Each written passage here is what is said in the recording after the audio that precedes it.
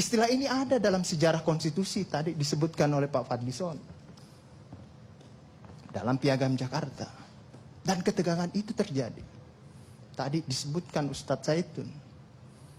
Ada luka yang golongan Islam sebenarnya udah kering ini barang. Kering ini barang. Tapi kita luka ini sama-sama. Tadinya saya berpikir golongan Islam ini pecah-pecah juga. Tapi baru di isu ini ternyata saya mengambil kesimpulan semua golongan Islam itu bersatu ketika dia berbicara dengan luka lamanya di situ. Tidak ada lagi perbedaan. Jadi saya mulai membagi kelompok Islam ini. Ada kelompok Islam yang nyata-nyata dia menentang mengoposisi pemerintah. Ada yang kelompok Islam yang tidak nyata-nyata menentang, tapi juga akan siap menjadi oposisi. Ada juga kelompok Islam yang seolah-olah tidur bersama pemerintah, tapi sambil membisikkan ke telinganya pemerintah, kalau kamu mencederai Islam, saya jewer kupingmu di situ. Ada juga begitu.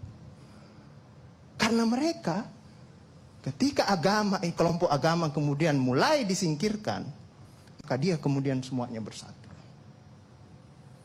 Makanya ketika saya baca semua maklumat MUI, maklumat NU, maklumat Muhammadiyah, itu nadanya sama. Tapi ada yang saya tertarik dari mudah-mudahan saya tidak salah dapat berita itu tentang NU ya. Ada NU juga keluarkan kan? Gitu. Mudah-mudahan saya tidak salah baca.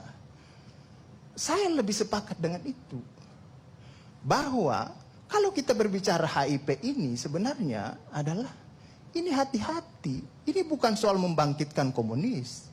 Tetapi mengembalikan tafsir Pancasila itu kepada pemegang kekuasaan pemerintahan, mau memberikan itu kepada presiden. Makanya ada istilah pemegang kekuasaan pembinaan ideologi Pancasila di situ. Kalau tidak salah ada istilah itu. Kalau saya ditanya, perlu tidak dimasukkan itu TAP MPRS itu dalam HIP ini? Jangan, nggak usah dimasukkan. Karena kalau dimasukkan, akan masuk juga nanti itu saudara-saudara kita itu HTI, Khilafah dan lain sebagainya. Akan dimasukkan juga di situ. Kalau saya ditanya, nggak usah dimasukkan. Tapi lebih baik lagi kalau tidak usah dilanjutkan. Ya, dilanjutkan RUU HIP ini.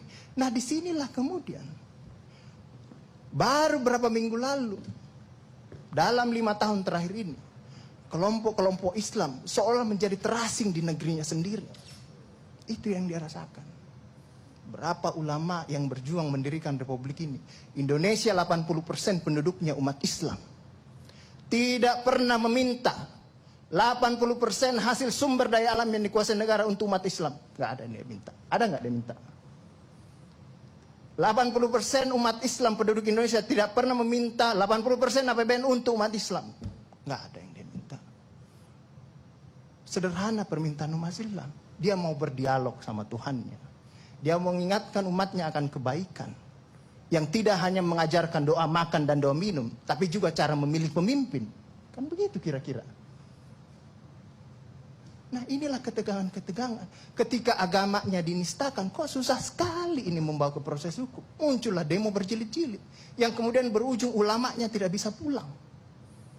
Belum lagi penghujung, kemudian ada agama yang diperhadapkan sebagai musuh besar Pancasila. Nah, ini yang menarik menurut saya. Saya ini Islam, tapi bukan pengetahuan Islamnya seperti Ustadz Ali Muhtar Ngabalin dan Ustadz Abu Bakar. Tapi dengan segala awam saya terhadap Islam, ketika saya ditanya, Pancasila itu di mana dalam kehidupan saya?